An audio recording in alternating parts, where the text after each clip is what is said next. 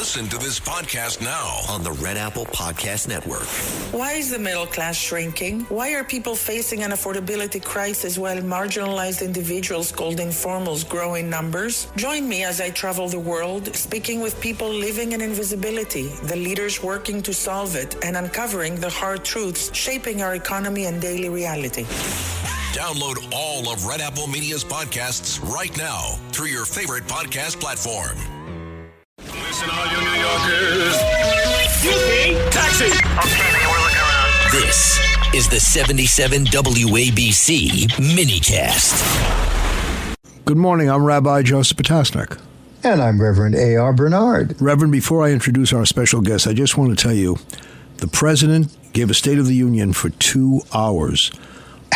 I don't want to hear anyone ever tell a rabbi or a rev the sermon was too long.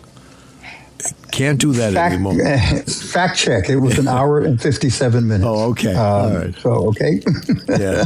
And one of the things we've learned over the years is nobody ever complains a sermon is too short. That's never happened in my lifetime anyway. I want to go to the conference line now and speak to someone whom I've come to know and admire for many years. I know her family. Hindy Poupko, Senior Vice President of UJA Federation, doing great work, not only in New York, but around the world. And recently she was involved in the introduction of a bill at City Council. Hindy, you there with us? Wonderful to be here. Thank you, Rabbi. Thank you, Reverend. Okay. I like the order. That sequence sounds good to me. The Reverend Rabbi. You lost. Overall, you lost. Yeah. Okay. So, Hindy, explain to us, we know there are a lot of protests in New York. Why this bill at this time? Yeah, thank you. Thank you for the opportunity to be here and to talk about it. So, part of what makes New York great is that we're a lively bunch. And protesting is a part of being American. It's a part of being the city. But what we saw a few months ago at Park East Synagogue is an example of a protest getting out of control. I know, Rabbi Potasnik, you've seen some of the images and the footage, but not all your listeners have. But really what took place outside of Park East is what we're trying to prevent from ever happening again, which is that families and young children were harassed and intimidated on their way walking into their house of worship, which happened to be Park East Synagogue at the time. And what we're really asking for, and what Julie Menon is asking her council colleagues to do, is approve a bill to ensure that kind of harassment and intimidation does not occur directly in front of schools or houses of worship. Wow. It's amazing. I'm thinking about what we've seen in the last 25 years when it comes to houses of worship that used to be sacred space, safe spaces. And we've seen violent intrusions into houses of worship over the last 25 years, and people being killed, literally, synagogues, Christian churches as well, and mosques. And here we have to codify protection of these houses of worship because society has lost that level of respect and reverence. Where absolutely it doesn't make us look good, as a society. Absolutely. And I think what members of the public may not appreciate is that for members of all faith communities, their houses of worship are not just places they go to pray, right? They are their sanctuaries in every sense of the word. People mourn there. They celebrate life's milestones there. They teach their children there. So much happens in those buildings. And we believe that every New Yorker deserves to feel safe in those spaces. What is the argument against the bill? That's a great question. I just, I look at the polls and the majority of people of all different faiths support it. So what's the argument to counter the passage? So there is broad-based support. The bill right now has over 32 co-sponsors in the city council. Over 70% of New York City residents support it. So there is a lot of support for the bill. There is a small sort of fringe opposition to it. And frankly, Rabbi, I think it's mostly because they are misunderstanding the bill and its intent. So they are incorrectly framing it as sort of an attempt to stifle free speech and stifle protests, but that is not at all the case. In New York City, you are not allowed to stop a protest. A protest has the right to take place. We are simply asking that intimidating protests do not occur directly in front of the entranceway into houses of worship. Michael Gerber, who's the general counsel for the NYPD, testified quite beautifully at the city council hearing earlier this week, where he stated very clearly that protesters have a right to sight and sound. They will continue to have that right. NYPD will just ensure that they are not obstructing the entrance to a house of worship. There was question as to the distance. At one point I heard 25 feet, then I heard 50 feet, then I heard 100 feet. And now it seems to have landed in the hands of NYPD's discretion. Is that where it is right now, that NYPD is determining? Yeah, so some of the back and forth around the feet definitely felt like a Talmudic argument at times, and with people having different rationales for the number of feet. I think Michael Gerber made quite a compelling case that's based in real world, the reality, right? So police get to the scene. They know there's going to be a counter protest. They need the flexibility to actually look, not with a measuring tape, but with their own eyes. Right. Think about, based on how the building is, where the door is, where can they put the protest to uphold two sacred values at the same time? The right to protest and the right to assemble and the right to practice our religion. And NYPD has the ability to uphold all of those values at the same time, but they need the flexibility with respect to distance, depending on the realities on the ground. And what the positive news here is in New York, and I think in many other places around the country, is the close relationship, working relationship that houses of worship have with police. I mean, absolutely. Right? They're in constant communication about different things where they feel that may be a threat. I remember attending, Josh Davidson's wonderful rabbi, Temple Emmanuel, called me once and said, I want you to come to our Hanukkah celebration. It's going to be outdoors, but you're going to see a number of police there. I said, I've come to learn to live with that. He said, but we received a threat from one of the groups, I think it was Westboro Baptist Church, that they were going to come and try to interrupt a Hanukkah lighting. You want to talk about something that's non-controversial, right? So when you think of that, if that needs protection, all the more so, when you have a service or you have a program going on, some people feel there's a need to just be there and interrupt and interfere, and we're not going to allow that to happen. So, Hindy, I got to commend you. You really spearheaded this effort. You brought people together. Well, I will say we are very blessed to have Speaker Menon as a Speaker of the City Council. And what was most inspiring, Reverend, about the hearing on Wednesday is that it really felt like New York. There were Black ministers and Catholic priests and Buddhist monks. I mean, you name it. Most faiths in the city were represented that day. And you heard really gut-wrenching testimony from people who were at Park East that evening, from students in high school, basically just pleading and saying, guys, we just want to feel safe walking into synagogue. We just want to feel safe walking into church. And you're absolutely right, Reverend. It's kind of a sign of the times that we even need to legislate at this level. But here's where we are, and we need to meet the moment.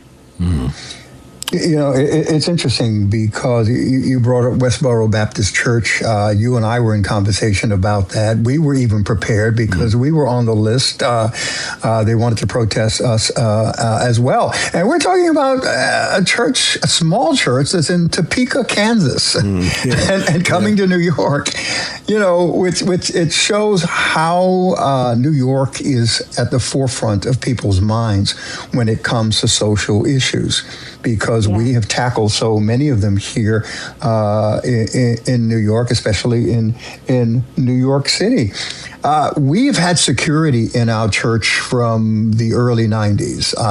Because I've spoken out on certain issues, my relationship with the Jewish community, I've had some conflicts with the Muslim community on it. We've had, bomb threats and all of that. That is, kind of settled down because we have a reputation for our security operations. But at one time, houses of worship felt that this was somehow against their faith if you did something like that. How do you respond to that, Hindy? Yeah, no, I completely agree with you. I mean, when we go into synagogue now every Saturday with my kids, we all get checked. All of our bags get checked, and they know me. All I ever have in that bag is just snacks for the kids so they don't get bored in synagogue services. But we have to go through it each time, and we welcome it because we know that it's necessary. I mean, I'll never forget standing in synagogue on the morning of October 7th, the rabbi got to the pulpit and he said, I have some terrible news. He told us what happened, and my first instinct, and I ran out of the synagogue and I locked the door, because we know that when something happens against a Jewish community anywhere, it affects all of us. Mm-hmm. And I know this weekend many of us are on edge a little bit. I'm wondering if there will be some kind of war between the U.S. and Iran, or Israel and Iran. And once again, my mind goes to the synagogues. Yeah. Keep those doors locked. Keep us safe. We're going to take a break right here. I just want to give you a biblical reference, Rev.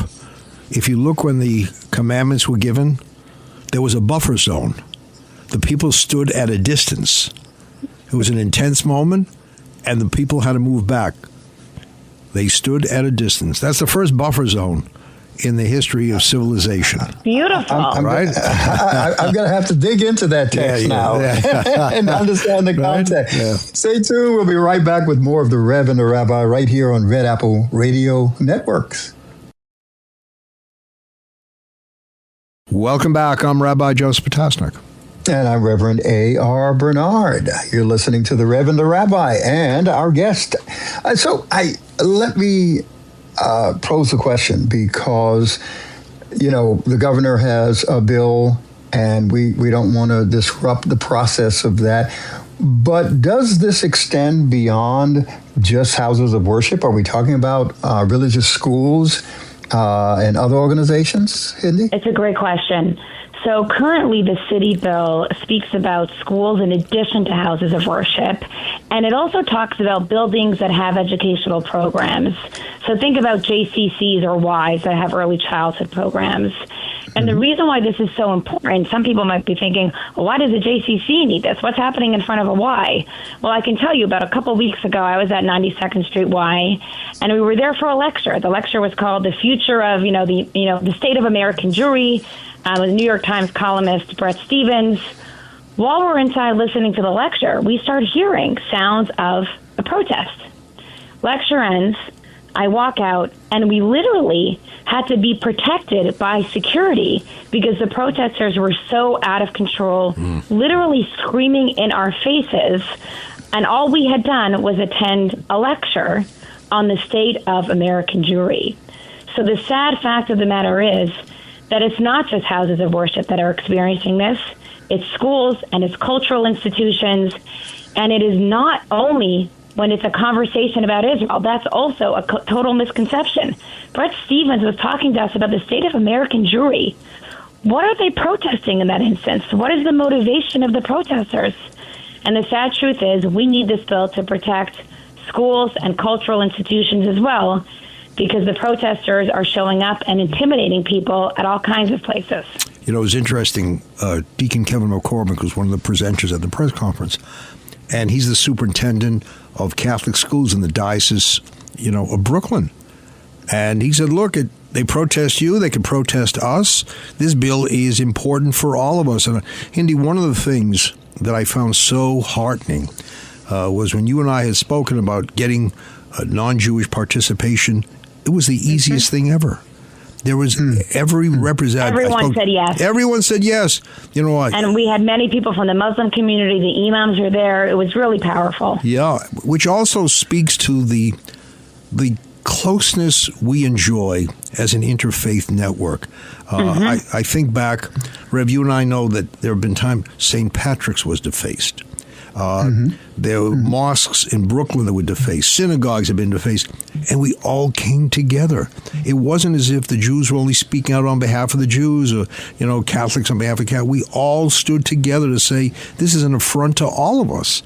So I think we don't want to see these things, but what we do want to see is that strong bond that we've created over the years, and thank God we have it, with police, Absolutely. with it's like the rapid religious response.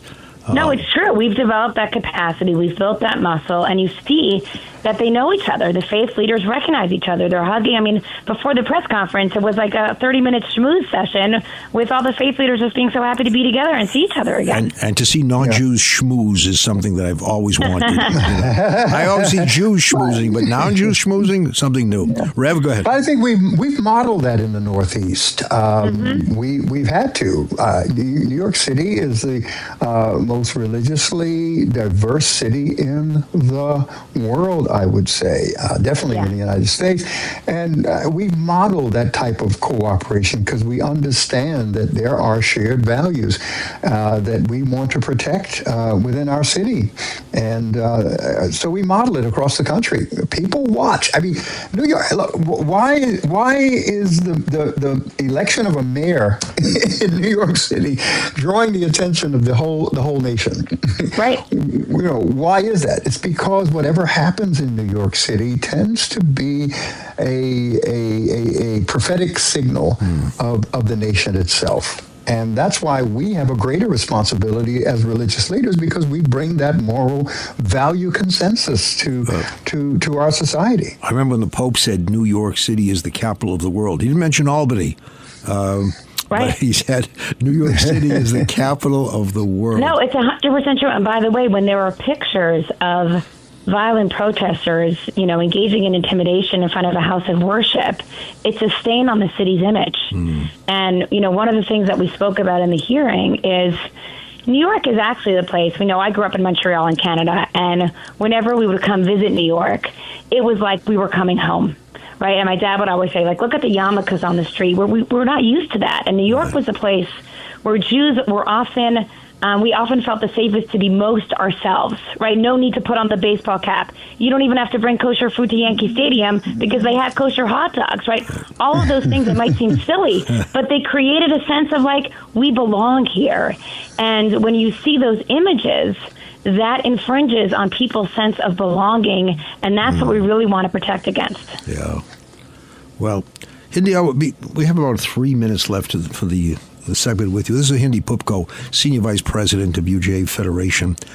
Talk about UJA. I think people hear the letters, they hear some of the things, but I don't think many people or enough people understand the breadth and depth of the work that this organization does.